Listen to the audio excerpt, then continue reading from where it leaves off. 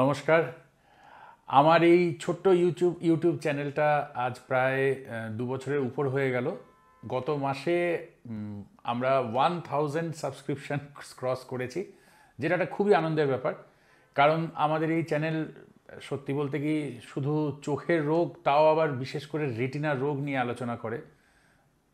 এতজন মানুষ যে সেই ভিডিওগুলো দেখে উপলব্ধি করেছেন যে তারা আমাদের সাথে আমাদের এই চ্যানেলটা সাবস্ক্রাইব করতে চাইবেন এবং আমাদের চ্যানেলটা ফলো করতে চাইবেন, এটা সত্যি ভীষণ আনন্দ দেয়, উৎসাহ যোগায়। এই চ্যানেলটা আমরা করেছি কেন? চোখের রোগের সাথে রেটিনা রোগের অনেক তফাৎ আছে। প্রথম কথা, রেটিনার রোগ বাড়ছে। আমরা যারা চোখের ডাক্তার, আমি তো রেটিনা স্পেশালিস্ট, কিন্তু একটা সাধারণ চোখের ডাক্তারকেও জিজ্ঞেস করলে এখন দেখবেন যে যত সময় যাচ্ছে আমরা দেখছি যে রেটিনার রোগের প্রকোপ বাড়ছে। তার মূল কারণ ভারতবর্ষে বিশেষ করে ডায়াবেটিসের সংখ্যা বাড়ছে। এবং আমরা যেটা বলি, আজকের যুগে প্রত্যেক 3জন ভারতীয়র মধ্যে একজনের ডায়াবেটিস আছে এবং প্রত্যেক 5জন ডায়াবেটিক পেশেন্টের মধ্যে একজনের ডায়াবেটিক রেটিনোপ্যাথি আছে। রেটিনোপ্যাথি আলাদা এই কারণেই যে ছানির যেমন খুব ভালো চিকিৎসা আছে, তাই দেরি করে ধরা পড়লেও ছানির চিকিৎসা মানে অপারেশন করে লেন্স লাগালে আমরা আবার দৃষ্টি ফিরিয়ে দিতে পারি। রেটিনার প্রবলেম হচ্ছে যে রেটিনার অনেক ধরনের চিকিৎসা এসে থাকলেও যদি দেরি করে রেটিনোপ্যাথি কারোর চোখে ধরা পড়ে, তখন খুব ভালো দৃষ্টি ফিরিয়ে দেওয়া প্রায় সম্ভব হয় না। দেরি করে রেটিনোপ্যাথি ধরা পড়ে কেন? রেটিনায় যখন প্রথম রোগ হতে শুরু করে, মানুষ টের পান না, ফলে তারা জানতেই পারেন না যে তাদের চোখে কোনো সমস্যা হচ্ছে। তাই তারা ন্যাচারালি ডাক্তারের কাছে যাওয়ার প্রয়োজনটাও দেখেন না। কারণ কারোর যদি চোখে ছানি হয়, সে সঙ্গে সঙ্গেই কিছু সমস্যা উপলব্ধি করবে। তার পড়াশোনা করতেই অসুবিধা হবে, বা কম আলোতে দেখতে অসুবিধা হবে, বা এমনকি রাতে গাড়ি চালাবার সময় উল্টো দিকের আলো চোখে পড়লেও অসুবিধা হতে পারে। কিন্তু রেটিনোপ্যাথি হলে এমনটা হতেই পারে যে আপনার হয়তো বেশ সিভিয়ার রেটিনোপ্যাথি হয়ে গেছে, কিন্তু আপনার কোনো অসুবিধাই হচ্ছে না। তারপর আপনি দেখা গেল যে একদিন রাতে হয়তো টিভি দেখে ঘুমোতে গেলেন, সকালবেলা উঠে দেখছেন আর দেখতেই পাচ্ছেন না। এই দেরি হওয়ার ফলে কি অসুবিধা হয়?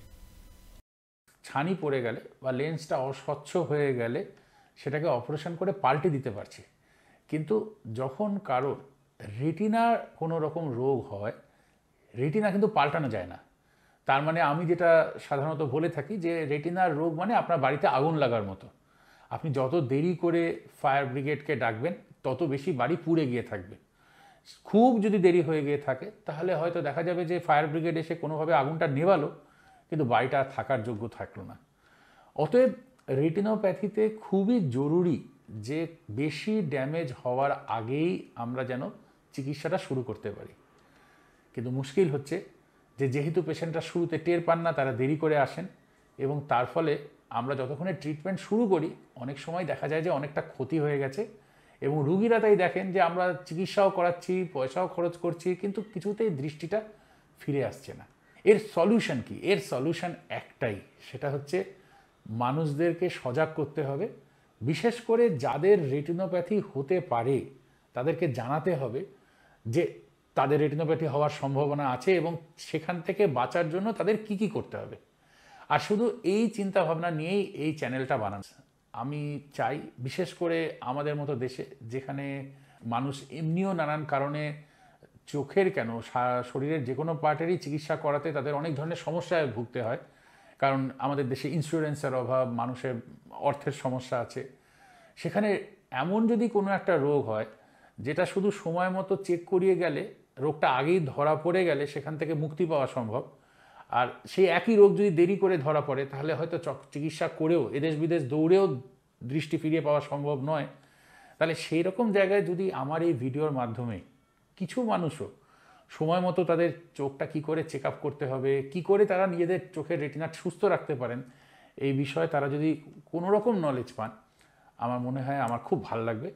সেটাই আমার চ্যানেলের সার্থকতা হবে। তাই আপনারা যারা আমাদের চ্যানেলের সাথে যুক্ত হয়েছেন, আরেকবার আপনাদেরকে অনেক থ্যাঙ্কস। আমি ভবিষ্যতেও চেষ্টা করব যাতে আমাদের আরও এডুকেটিভ ভিডিও আসতে পারে, আমরা নিয়ে আসতে পারি।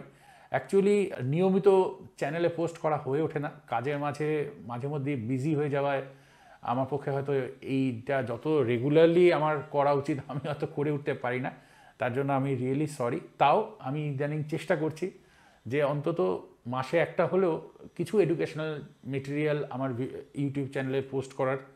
আশা করি তাতে কিছু হলেও আপনাদের ভালো লাগবে, উপকার হবে। যদি আপনাদের মনে হয় যে হ্যাঁ চ্যানেলটা সত্যিকারেই ইউজফুল, আপনাদের বন্ধু বান্ধবদেরও জানাবেন। কারণ আমার কাছে নাম্বার অফ সাবস্ক্রাইবারের থেকেও যেটা খুব আমার আনন্দ হবে যদি দেখা যায় যে আমরা কিছু মানুষকে অন্তত এই খবরটা যে কি করে তাদের চোখের রেটিনার রোগের থেকে যাতে তারা অন্ধ না হয়ে যায় সেই ব্যাপারে কি তাদেরকে আমরা যদি কিছু মানুষকেও সজাগ করতে পারি তাহলে খুবই ভালো থাকবে। Thank you so much.